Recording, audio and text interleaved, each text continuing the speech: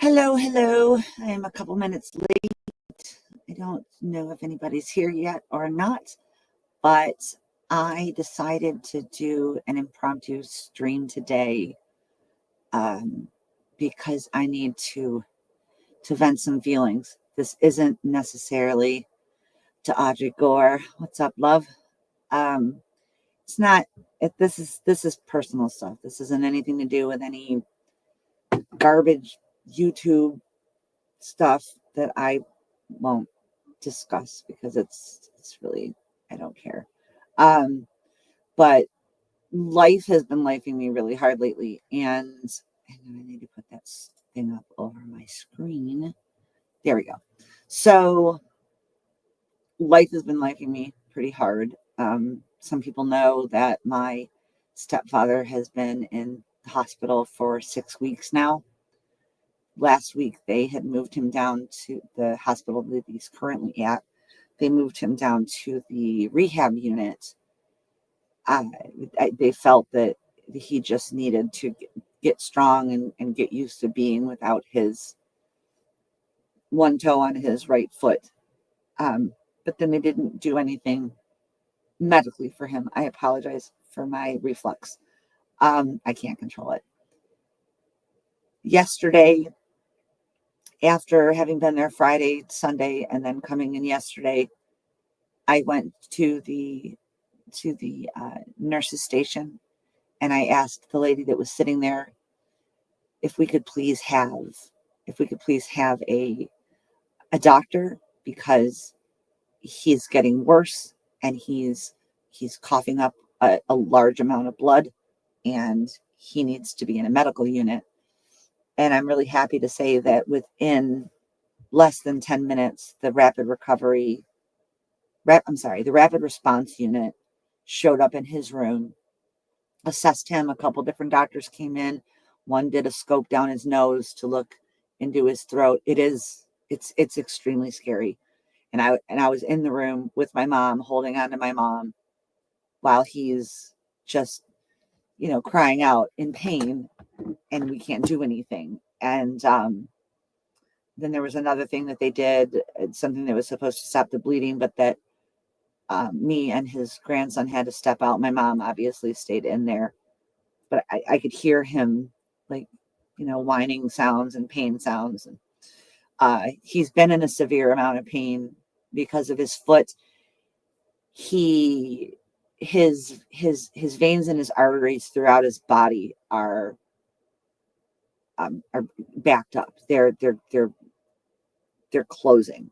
And he had two different procedures prior to the amputation of the second toe on the right foot. They did, allegedly, the first doctor did an angioplasty on 3 veins, but then when they went in and did the second one, no, I'm going to put this up because this is really important. No, we have no idea what's causing all of this, and that's the problem. This is 6 weeks. 6 weeks, 2 hospitals, no answers. He has MRSA again for the second time. He has aspiration pneumonia for the third time. To go back to the second, when they did the stent in his foot, and that seemed to help quite a bit. And then they determined that they had to get rid of that one toe, the second toe. So, like, if this is your foot, it's this toe that was rubbing against the big toe, and there was a sore on it. It was very, very painful. And it was getting better. He had a pulse. It was warmer. The other toes looked fine. And then since he's been in the rehab unit and they're making him do physical therapy and occupational therapy, and he's just getting weaker, and because he can't eat or drink anything. He can't swallow anything by mouth. I did find out yesterday that his epiglottis, which is the like membrane or flap that covers the windpipe, is intact. A big concern of mine was that he had a tear in his epiglottis, and that's why things kept getting down into his lungs. So now we're kind of back to square one, right?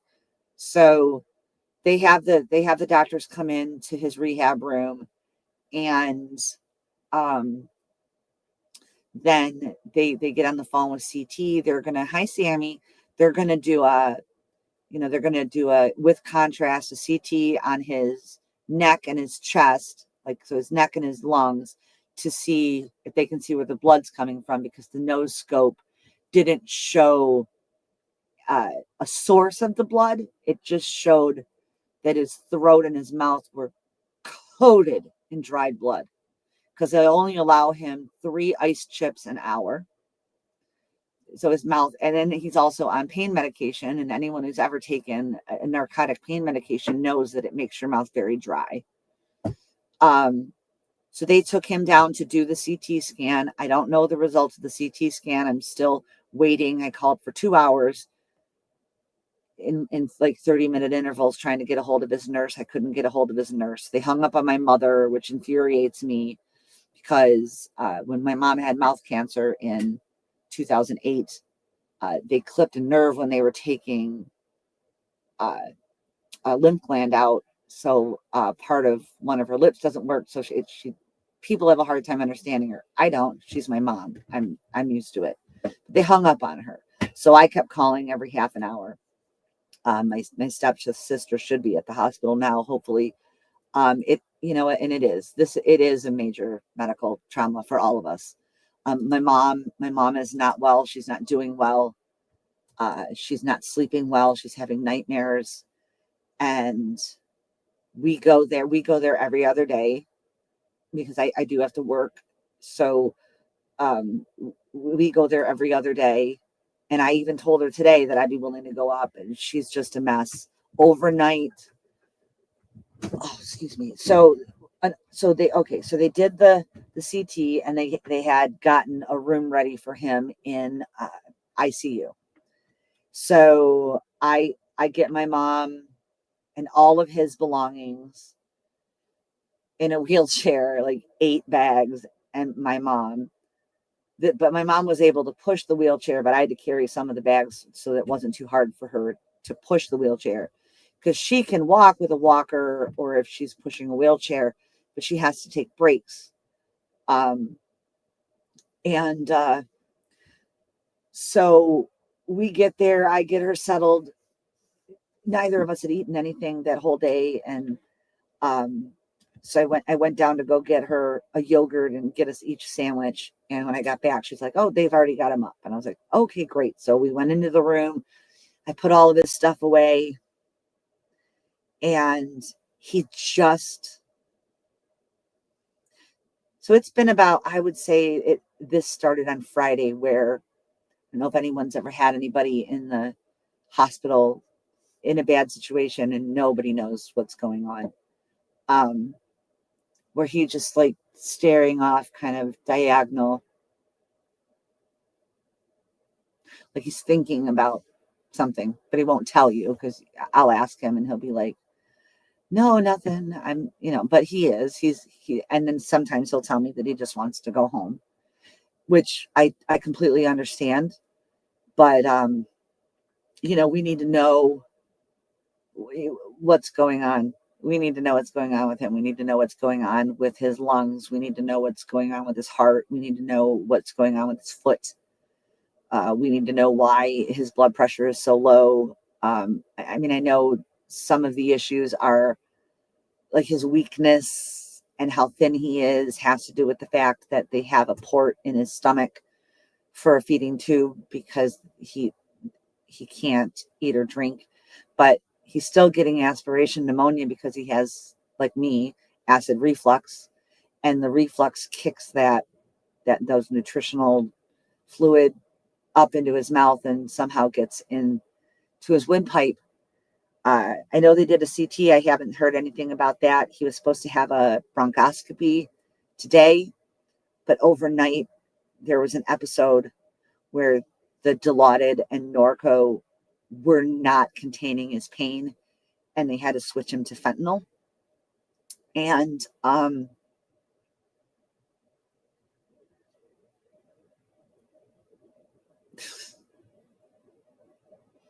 I don't understand how we've been in two hospitals in almost 2 months, and nobody can pinpoint what's going on with him.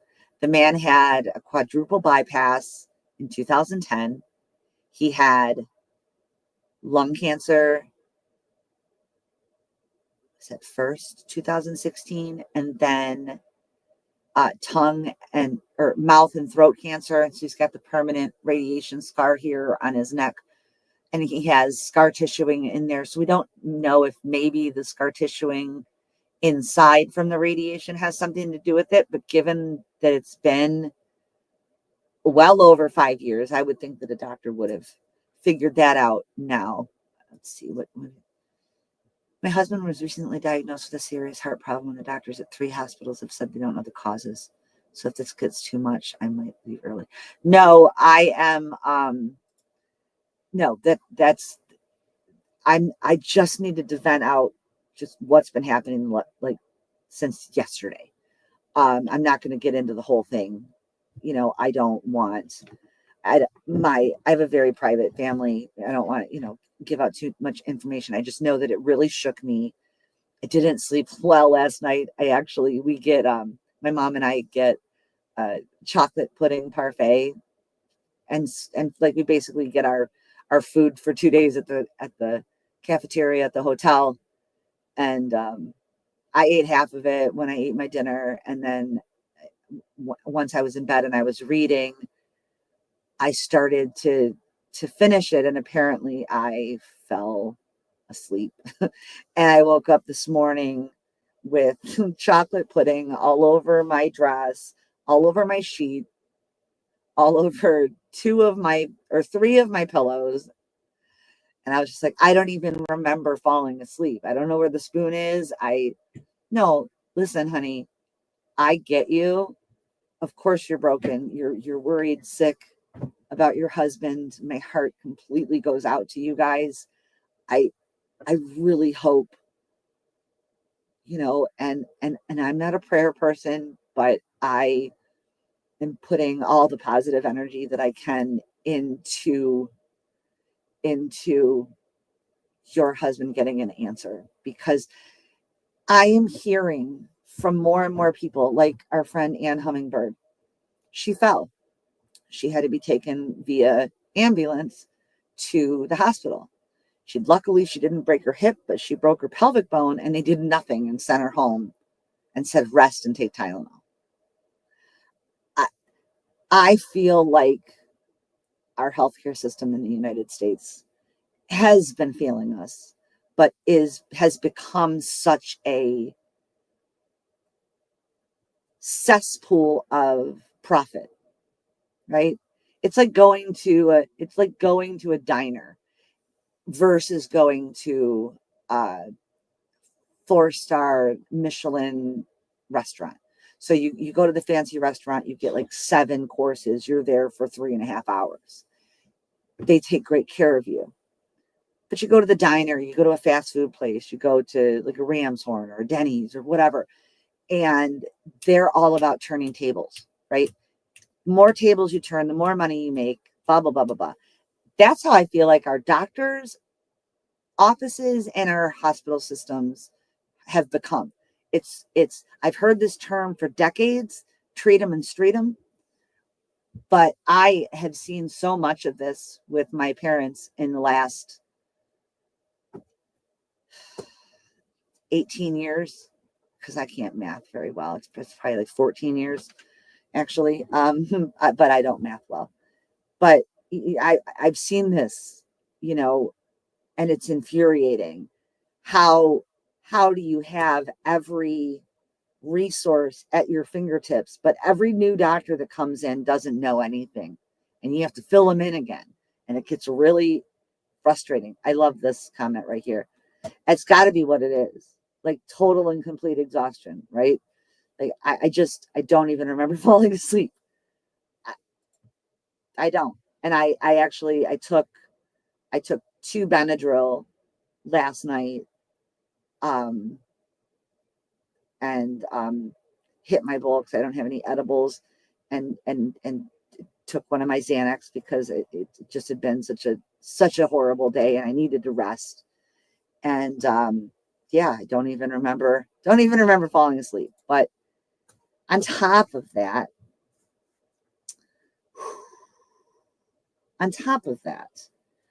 I have a friend, had a friend, I guess you could say. His name is Jamie. And he checked out of this world on his own July 3rd, 2024. He was married to a young lady that he met at work. He was a veteran. Hey, how you doing, Grace? He was a veteran of war. He lived with PTSD. He took medications for his PTSD.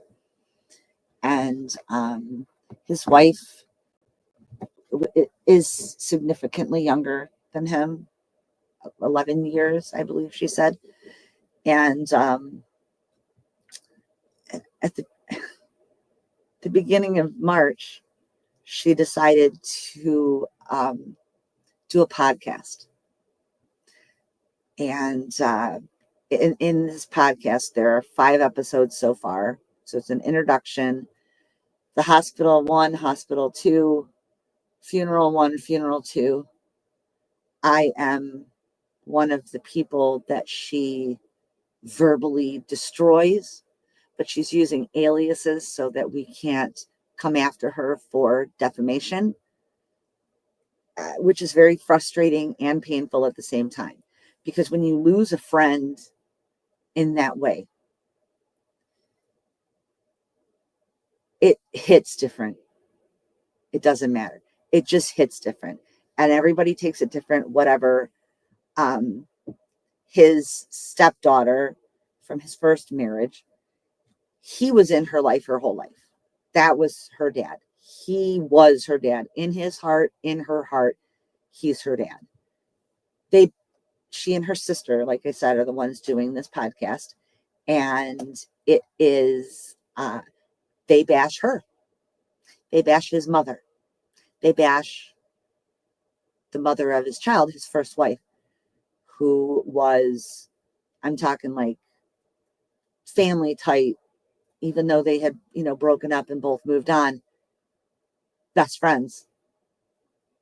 And everybody just wanted to help her. And we just all got like Gene Simmons in like prime Kiss era of the 70s with his spiked boots that were like nails underneath at the bottom of his boots. Like it felt like getting kicked in the chest.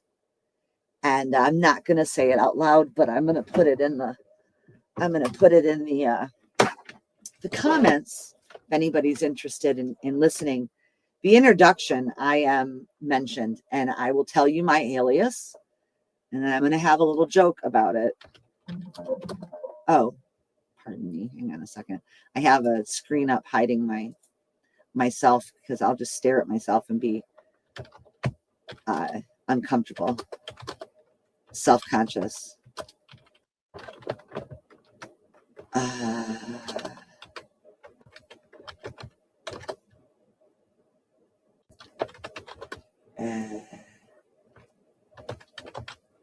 Okay. So that is the name of the Widows podcast, which I know that there are podcasts and YouTube channels and stuff that just, oh, I don't have any. Yeah, hang on a second. Wait, why is it not? Oh, I'm on the wrong. Hang on, let me switch my accounts. Ooh, I almost have 290 subs. This is really good news.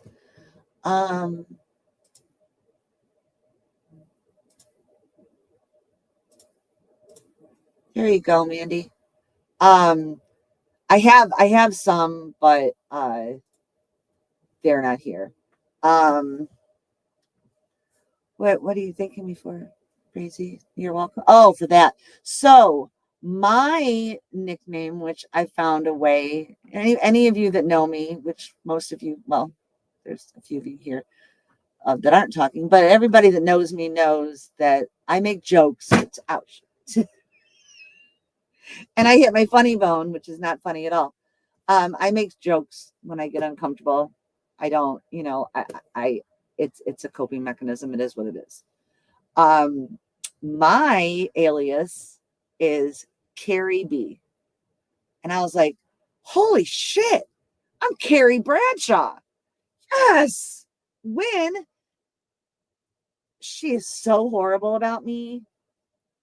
And I mean, and his mother, his ex, his daughter, his brother, a lot of people, and I won't speak for them. I'm only going to speak for myself.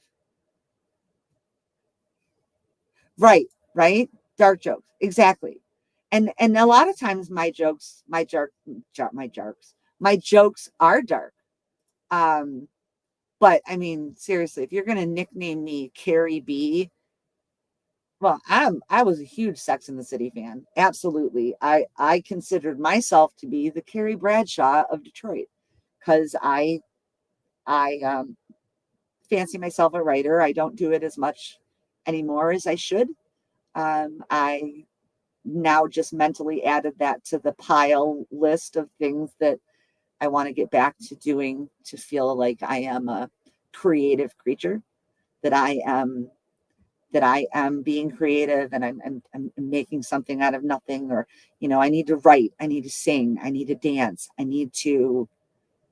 these are things that I need like oxygen.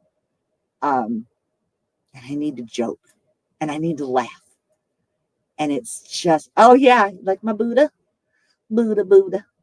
I was going to use my flamingo one, but you know, I think that I got the flamingos covered. So I like flamingos. I don't know what to say. I love flamingos. I think they're great. Because they're majestically awkward, like myself. So drinking a little tea. It's cold in Michigan. I'm so ready. We've gotten teased with some warm days. Um, so for I like peacocks too, Mandy. Actually, I do. I like peacocks too. They're gorgeous, absolutely gorgeous. My friend's mom, my friend Heather's mom, collected peacock stuff. And that reminds me, I need to go to the pet store and get a couple peacock feathers for the cats because it's a really great toy for cats, and they need played with. Hang on a second. I have to check my text messages just in case it's. Oh no, that's okay. I just want to make sure it's not the hospital or my mom or anything. But it's not. It's important, but it's not important like that. So they are gorgeous, absolutely. Um, so this podcast comes along. I find out about this podcast days after I find out that my last boyfriend, Dewey, died. And he died on the 12th of March. He was in the same hospital that my stepfather was in the first 3 weeks in ICU. I talked to him the day before we text. He didn't talk. He texted because I knew he had the flu. I knew Dewey had the flu. And the only reason that Dewey and I didn't stay together was that he was a very severe self-destructive alcoholic, but he never fought. He never stopped fighting. He never quitting. When we were together, he went and it was like a half a year, maybe a few months more. Between 6 and 8 months together as a couple. It was very difficult. He did live with me for part of that time. He was mainly sober. And I had told him that if he got drunk, I would put him out. He did get drunk twice. I did know both times, and I didn't put him out, but I got really cold. And then I dropped him off at his last So it would have been the third time he was going in. And then I didn't talk to him for a year. And then he reached out to me in 2023, and we have been talking ever since. And it's been great. 2023 into the end of February 2024, he was still battling his disease. And then he went into this rehabilitation program. And May 1st, 2025 was his 1 year sober anniversary. And I was so proud of him. And he texted me and I said, I'm so proud of you. And all he said was thank you. And I thought it was a little weird that like he wasn't more excited. Well, that's because the next afternoon he was rushed to the hospital and put in ICU and was on a ventilator from March 2nd until March 12th when he passed. So, and then Friday, so this is 2 weeks ago now, that Friday, I was sitting watching TV and I felt I have this carpenter ant issue in my cottage, but now I've got it under control. I've got some things that you plug in, and I've got some traps and stuff and some pet friendly spray. So that's all under control. But like they would climb on me while I'm sitting on my couch, and that's disgusting. And it reminds me of a period where I lived somewhere that had cockroaches and they would crawl on me and it was disgusting. But it was just horrible that those ants. My grandma's house when I was growing up that I lived in, she had a huge carpenter ant problem. And that I have, like, I guess apparently I have some kind of trauma from that. And she let her dogs pee all over the furniture in the house. And so I have a problem with animal, the smell of like animal urine in a house. It just sets me off.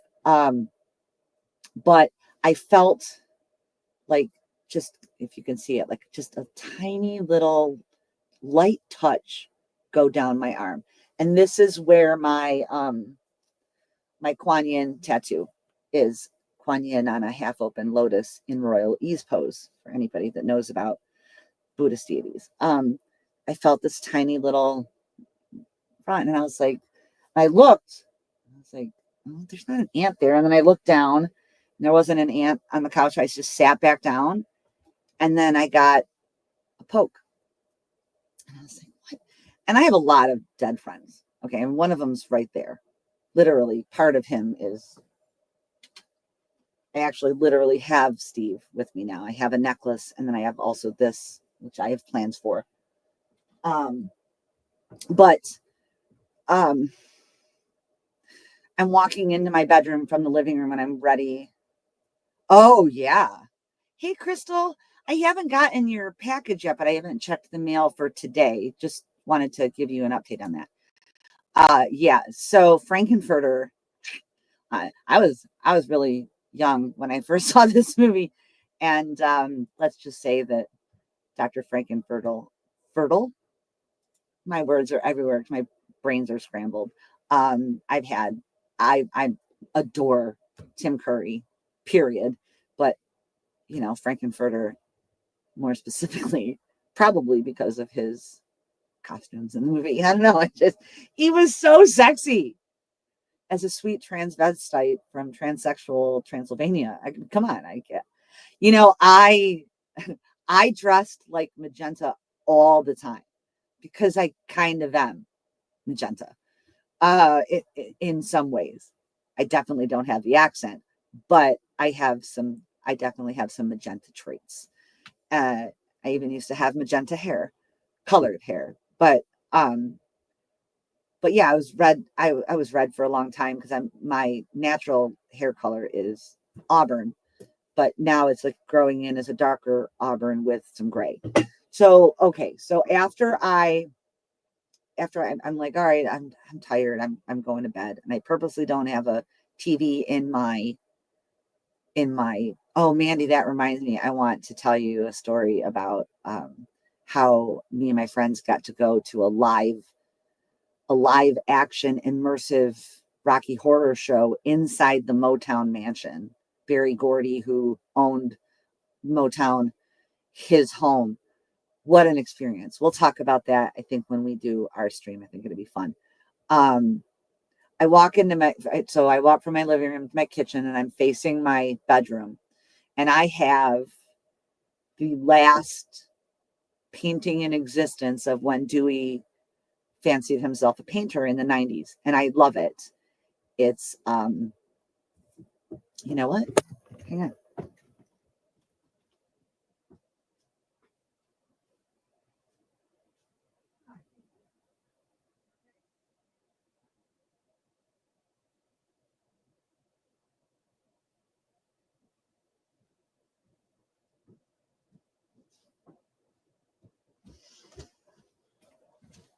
We're going to do a little show and tell. Let me put this down for a minute so that I can see. Okay, so this is the painting. It was hanging on his wall in his little apartment up north. He was living in Gaylord, Boyne City area, and this was on his wall. And I was like, oh, I love this. So this is the painting. Down here it says due 199. So he did that in January of 99. And then when he gave it to me,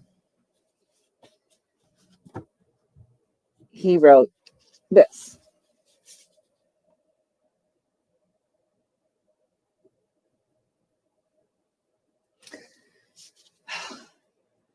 I also just realized how cute it is that Ben Bacon Bits and I call each other Ben, and Jen because that's what Dewey called me, was Jen.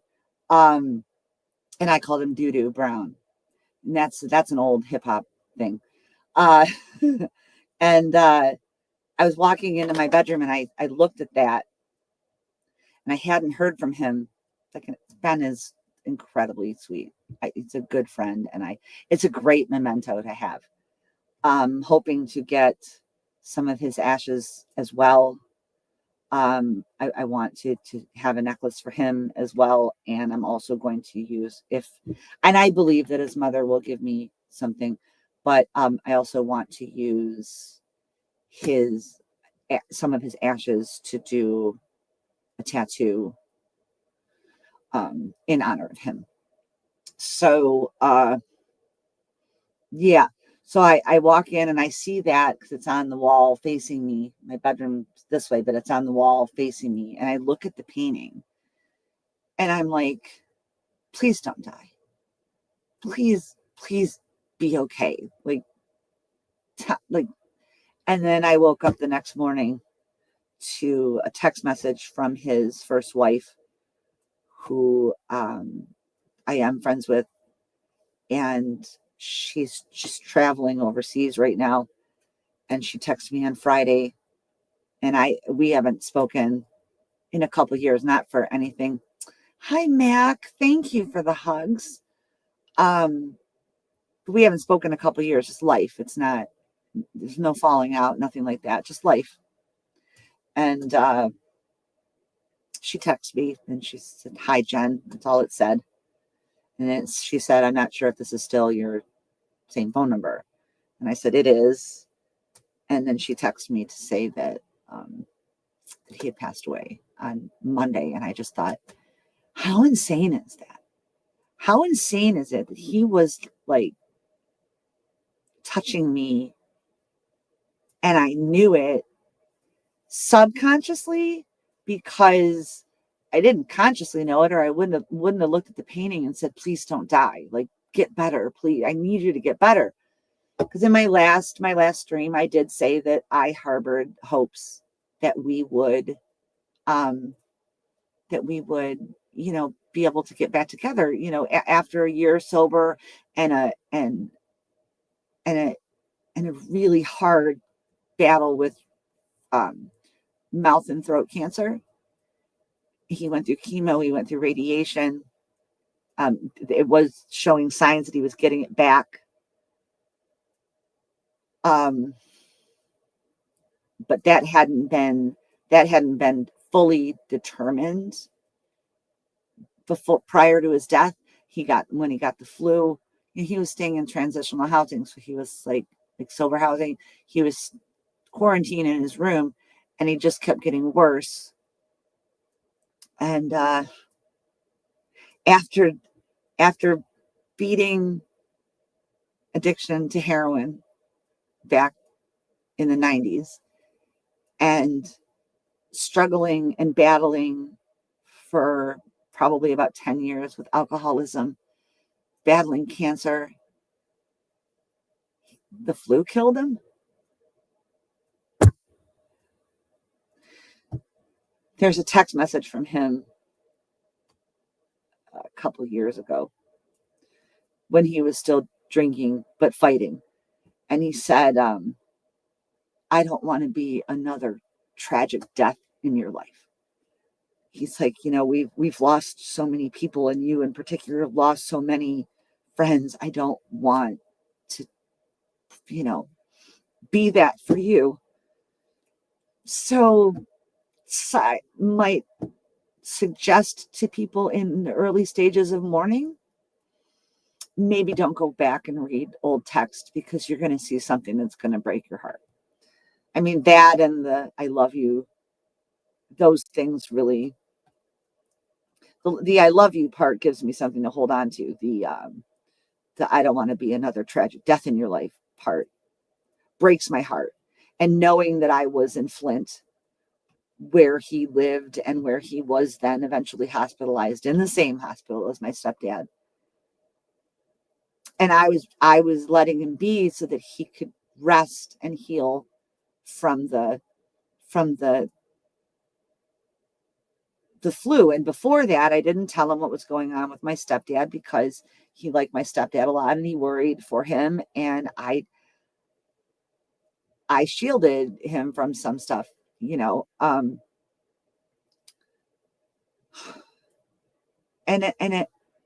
I went quiet. Just, everybody knows this, my friends.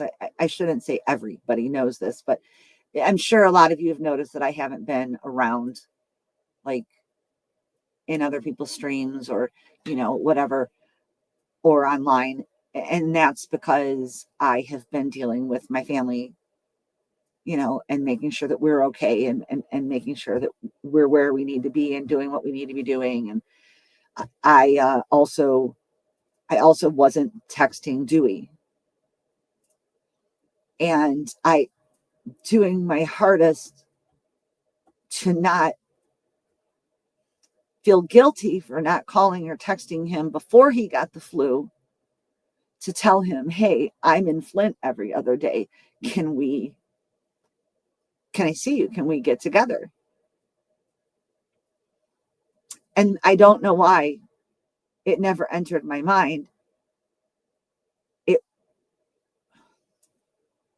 It wasn't to do with him, and it wasn't to do with not wanting to see him. I was just, my brain was just so focused, because I spent that first couple weeks, thinking we were going to lose him. And then by the second week, Dewey was in the hospital, and I just didn't know that. So we were in the same building, but so I didn't get to see him again, because it just never occurred to me to say, hey, I'm in town. Are you allowed, can I come over? Can we hang out? But at that point, I wasn't leaving the room whenever we would go.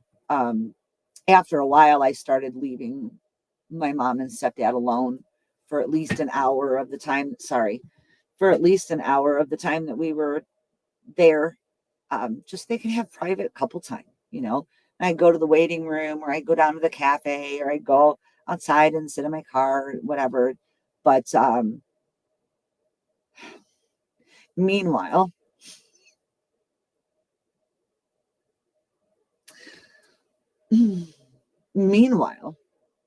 my life is crumbling around me. I'm very, I'm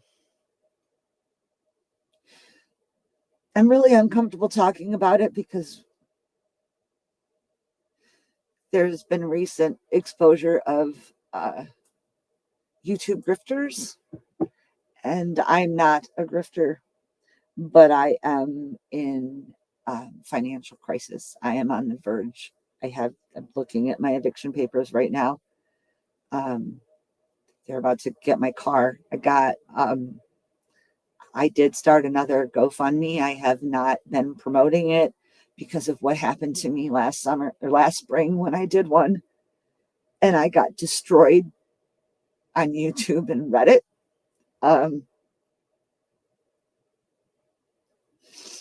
I filed, I hired the best disability attorneys in Michigan to assist me in my application process for disability, because I'm a person that, for reasons that I don't understand, I can't look at my face. Hang on. I can't keep a job. I've had some of the greatest jobs in the world and have, was able to keep them. Those jobs were easier to keep because it was never the same thing. It was always a different band or, a different product that I was promoting in my experiential marketing tours. It was always different. So it was easier for me to keep that job the longest. But I have episodes and I can't get out of bed. And really, since my first job when I was 15, this is not new. It's a part of who I am. I know that a lot of my fellow TTI survivors suffer with this as a symptom of our complex PTSD, but I've also learned that people who live with autism also struggle with this. And I have finally agreed to get an autism assessment. And not just because my processor or whatever my assessor said that it would be helpful if I had an assessment. I've had a feeling for about 4 years now that autism fits me. But I thought I was 50 when it came to me. I thought, what does it matter? If I find out now, what difference is it going to make in my life now? But after talking to some friends, I realized that just knowing is important. I want to see what you said here, Sammy. You didn't deserve any of that. What happened last year was so cruel. You were never lumped into the grifter group. Well, I thank you. I love you too, Ned. Last year going into this year, everybody knows that I was a part of the LA Scientology protester community and modded a couple channels for one of the protesters, and just became a target. I'm not the only one. I'm not the worst one, but I had some people come after me, and it hurt. And so I collectively got together with friends, 2 groups of friends, and asked the friends, like Sammy understands, the friends that I went through this with last year, what they thought of me doing another fundraiser. And the one friend who was also massively attacked said, you do whatever you feel is best for you, but I know, Mandy, I know. And I'm hugging you. One of them, I love my friends, is totally honest. She's like, just know people are going to attack you. And I said, I know, and I'm okay with it. But clearly I'm not okay with it because I've only shared it one time on Twitter. I won't share it on my Facebook. I don't really use my Facebook. I know a few friends, Jimena,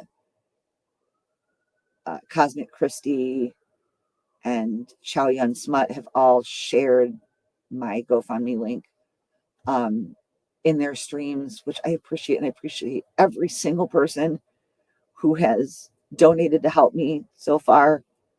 I'm not going to allow myself to lose everything. I don't know what it means. I don't know how it looks, but I'm not going to get put out of my house, and I'm not going to lose my car. And I had intuitively seen all these really great things happening for me this year that really felt like 2025 was my year, and something really big, good was coming. Oh, right. And if you go to Awakened by the Looking Glasses Reflection, which is Misha, if you go to her channel, she does have a community post about it as well. I think I may put a community post on my channel with an asterisk. I won't put an asterisk in the community page or the community post, but I'm asterisking it here right now that I will get attacked. But I'm not going to go into those Reddits. I'm not going into those places that tore me and my friends apart. I haven't been in many months. I won't do it again. That is all over. And behind me, that community, those people, that friend that I had that I modded for, who turned out not to be a friend at all, because I mean, not only did he not stick up for me, he didn't even inform us that he unmodded us or say that he was sorry for what happened or that he was mad at us or that he stood with us. He said nothing. So that is not a friend to me. I don't harbor any ill will towards him. I don't wish him anything negative. I just don't want anything to do with him anymore. I'm going to do this because the people that I have in this room right now, I feel comfortable with. This is hard for me. This is still going to be our year. Take it as a compliment that we are such badasses that we have to go through so much shit. We got them running scared. I mean, that's true. We do. And the funny thing, Misha, with you and I, is that like we don't even have to get ugly to get them running scared. I mean, one of them scared to death of me, and I've never been anything. I mean, I'm blunt and I'm not afraid to ask questions, but I've never been rude. Does that say 666? Of course it does. That's the link to, of course it is. I have to, see, Mandy, there's our dark humor. The link to my, the link to my GoFundMe is 666.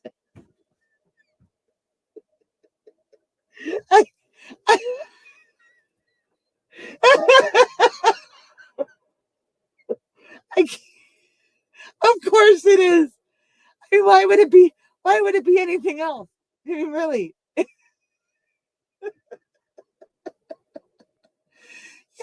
Let's just take that number back. I think we just wait, hang on a second.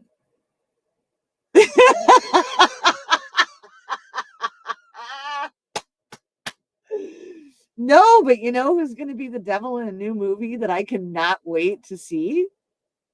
I don't know if anybody is Mandy, you'll get a kick out of this. So there's a movie coming up. Terry Gilliam is directing, and it's called The Carnival at the End of the World. Jeff Bridges plays God. Wait for it. And Johnny Depp plays Satan.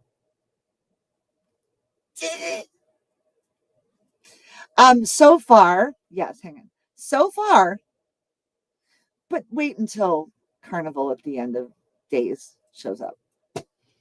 That movie is going to be spectacular. Jeff Bridges and Johnny Depp. Are you fucking kidding me? It's perfect.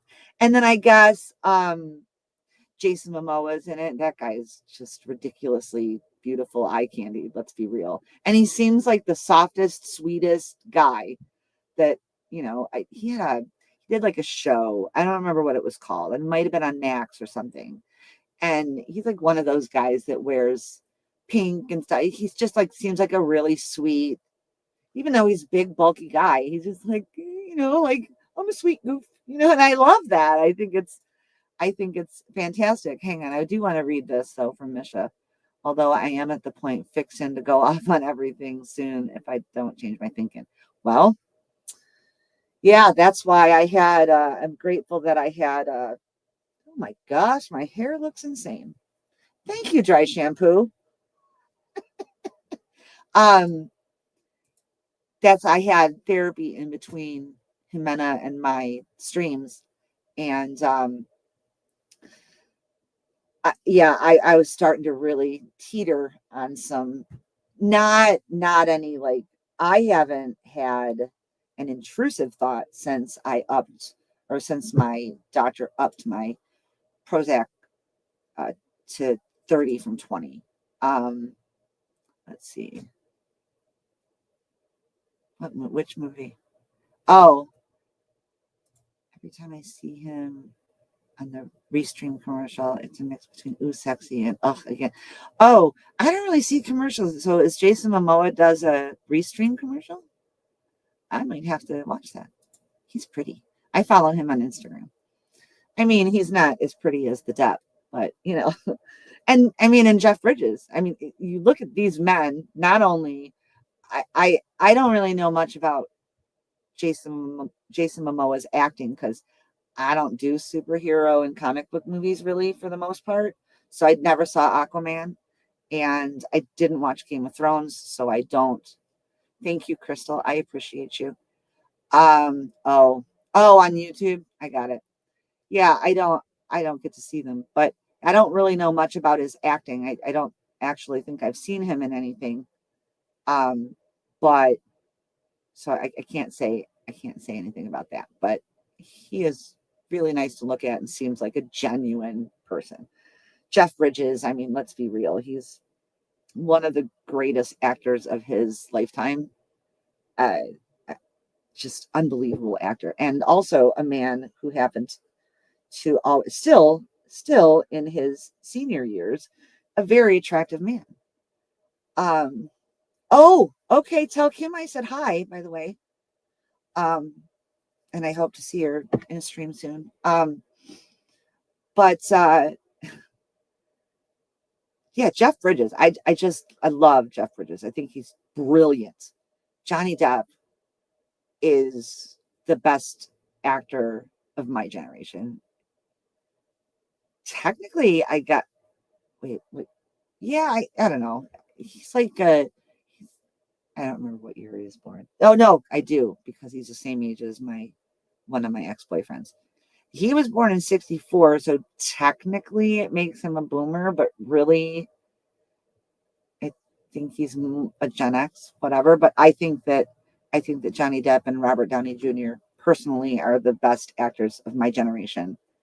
Um, and so I'm so excited for this movie. I can't wait. I believe that it's filming now, if I'm not mistaken. Um, no, that's not true. There's another movie coming out first. Next month he starts.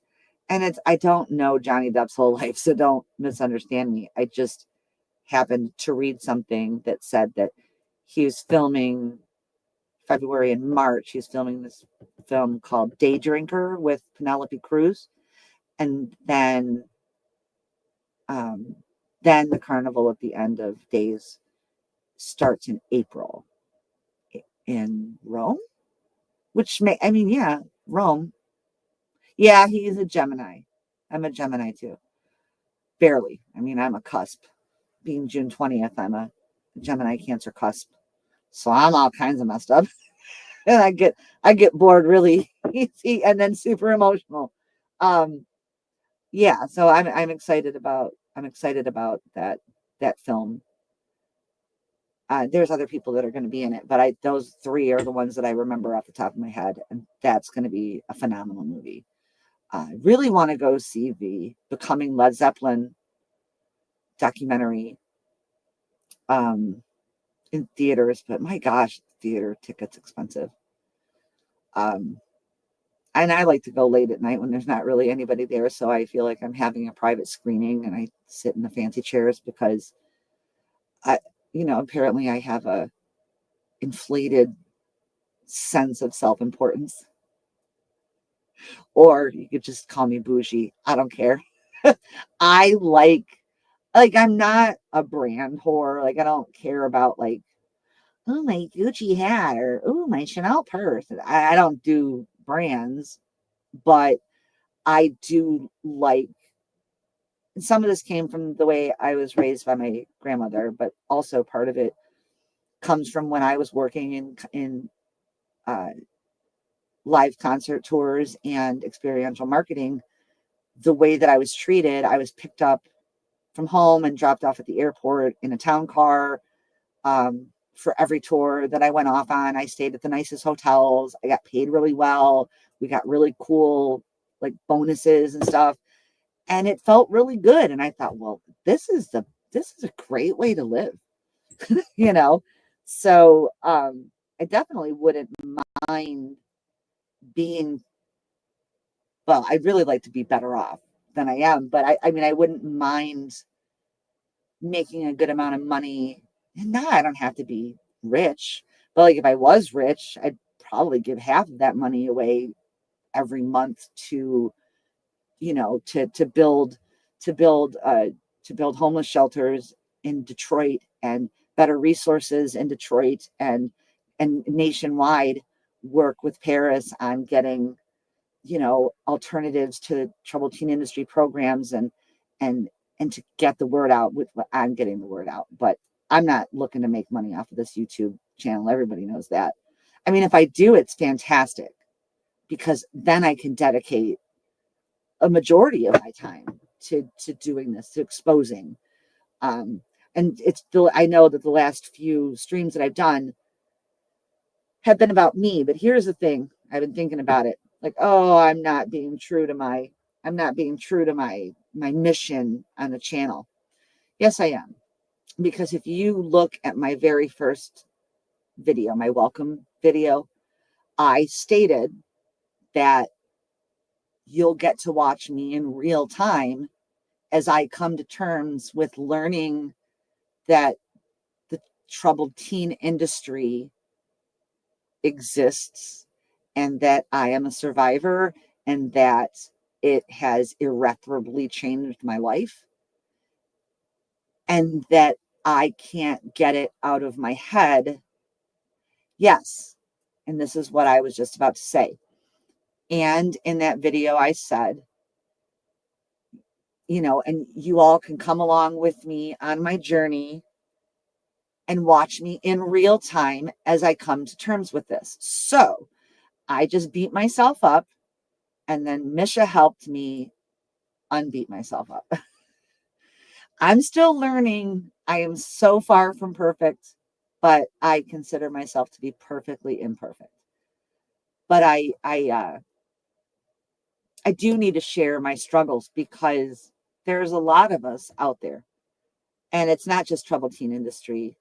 Aw, it's not just the troubled teen industry. It's just life. We all struggle with life, right? Um, whether it be health issues, um, mental health issues, family issues, a feeling of isolation, um, addiction. Um, I'm missing things. Oh, DVSA. All of these things that they're all common threads, so they all can work together. So I figured now I have to be more.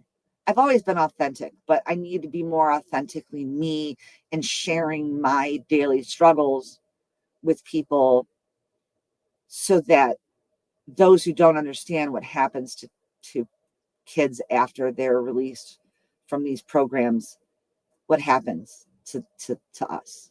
And it's not all the same. Trust me. I mean, there are some very successful survivors, and I envy them so hard. I envy them so hard that they, even though they're as broken as me and as traumatized as me, but their lives, somehow they manage to live a life, have relationships, get married, have children, run a business, run a nonprofit, make a law, change people's lives, save people's lives. And wherever I fit on that's my mission. And so I can't come on here all bright and cheery anymore every single time I do a stream. Life is lifing me really hard right now without my consent, and it hurts. um, but I'm pushing through it. And then one of the most interesting things about this period in my life is that previously, late last year, early this year, I was struggling with intrusive thoughts, and they started to become more and more frequent. And it was scaring me, but I was definitely talking to people about it. And now I don't think it's just raising the Prozac 10 milligrams. I think that it's the work I'm doing with my therapist, the the assistance of my friends. You all know who you are and what you do for me, or maybe you don't know what you do for me, but just being available and being there and listening, and no judgment, and no, well, you got to just pick yourself up. You got to go out there and get a job. Sure, I can get a job. Also, not really, because earlier in Jimena's live stream, one of the chatters was talking about having difficulty finding a job.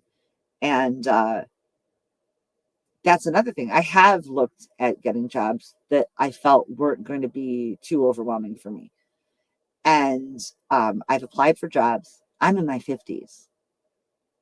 In this new administration, you absolutely can discriminate against somebody for their age now and not give them a job. You just don't have to tell them. So I have been passed up for every job that I've applied for in every field. I mean, I even applied at Kroger to be one of those shoppers that puts all the pickup or delivery orders together, which is ironic since I can't stand supermarkets. Like, I legitimately can't stand them. I have to put like earbuds in, and just I can't stand grocery stores. I don't know what it is. I just don't like them. I want to see what Crystal says. It's your journey in whatever way that looks. Sharing your struggles is helping others see how to be able to help others they know as well. I mean, yeah, you're right. We beat ourselves up and we forget that we deserve self-care too. And that's what I've been forgetting. I've been forgetting self-care. Oh, okay. Go take a nap. Text me later. Thank you so much. I love you. Thank you for being here. And I will talk to you soon because we got to set up. Got to set up and figure out our stream. All right, Mandy, babe. I need to clean the glasses. I think that pretty much covers everything that I wanted to say. Maybe nothing ever does, because the ADD, or I guess I'm supposed to call it ADHD, gets me, especially if I'm emotional. If I'm in a more analytical or logical brain, I can keep my thoughts more. Yeah, to Audrey Gore is also job hunting in a new country, and not having an easy go of it. And it's happening everywhere because everything in the world is changing. And we can't deny that. I mean, I don't have a tinfoil hat. I'm not, but I know that things feel different and have been building up to, it's still building, but things are getting, everything is getting tougher. The second part of my message, something I'm trying to remind myself. Oh, read the second time. Okay, good. Good. Remind yourself right now. Let's just take a minute.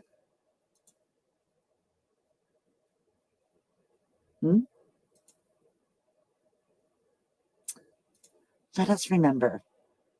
Let us remind ourselves and each other that we are much more than our brains were trained to believe that we are. I'm not useless. And that I know. I have a really hard time taking compliments, but I have, in the last few months, gotten praise from people that's really kind of taken my breath away, honestly. Things that I didn't realize, that in some way I'm inspiring people and helping them. And I do know that there's a couple people that have reached out to me through my Between the Cracks email address, letting me know that, and I keep that private. That's their business. And then the people through Unsilenced, the nonprofit that I associate myself with, I consider myself an advocate activist with them. Like, I don't work for Unsilenced, but I am a part of it. Apparently, also, I am a help there. Also, Twitter, Reddit, Discord. I keep in touch with survivors. I bring, even when I'm feeling really horrible, I will go on Twitter and I will put somebody on blast for something about, like right now, I'm still struggling, but I have to do it. I have to. Right now, I don't know if I do it on his Twitter or his TikTok or his Instagram somehow. Or through his wife. Hey, Shannon. I need to find a way to get in touch with Jelly Roll, because I need to know what his plans are with this wilderness camp for teen boys he's talking about. Because if he aligns with any of the companies that run the industry, then he'll be running a troubled teen industry camp. And I'm not having that. I like that guy's, his passion and his enthusiasm and his graciousness and his gratitude and his humility. And I understand where he's coming from, because he doesn't want kids to end up in the juvenile justice system like himself and then end up in prison. I get that. But you cannot work with Robert Kennedy Jr. You cannot work with United Health Services. You can't work with NatSap. You can't work with WASP. Like, you can't work with these companies and these people that are all in for the money of housing children in like a teenage animal shelter. I mean, we might as well have been put in cages. I mean, sometimes, excuse me, the solitude room felt like a cage. Yeah, I just can't. I can't accept that. So that's something that I need to get on. I know he did something working with Nashville and Tennessee to upgrade and change the juvenile center there in Nashville, which I think is spectacular. Or maybe it was Richardson County. I don't think it was Davidson County. But I need to reach this guy before this place gets started, because it's just too important to make sure that he doesn't make a mistake because he doesn't know. Because there's still, I mean, granted, okay, there's three documentaries already out. There's another one that's going called The Kids Are Not All Right. It's a documentary about Liz Ionelli, who wrote the book. She's a survivor. She wrote the book I See You, Survivor. And it's currently doing the rounds of the sorry, I haven't eaten today. The film festival. Gosh. And it won at one of them. It won the best documentary. It's won best director and another one. So I'm hoping that they're going to get distribution. And my guess is that they'll end up on either Netflix or Max. Those seem to be the two streaming services that are willing to do anything about showing these. Netflix, especially. I mean, they're taking the lead because they have Hell Camp, the program, and now they have a scripted show coming up starring Toni Collette called Wayward. Ooh, that's what I want to do. Let's do that. You want to watch the trailer for Wayward? It's really interesting. Why do these TTNI things always have to be fucking camps in the wilderness? Well, they're not always. Sometimes they are quote unquote therapeutic boarding schools. Sometimes they are residential treatment centers. But it's especially the ones in like Utah and that. Yeah, I want to show this. I hadn't thought about it when I did my last one, and we don't have a date. I don't have a date on this yet.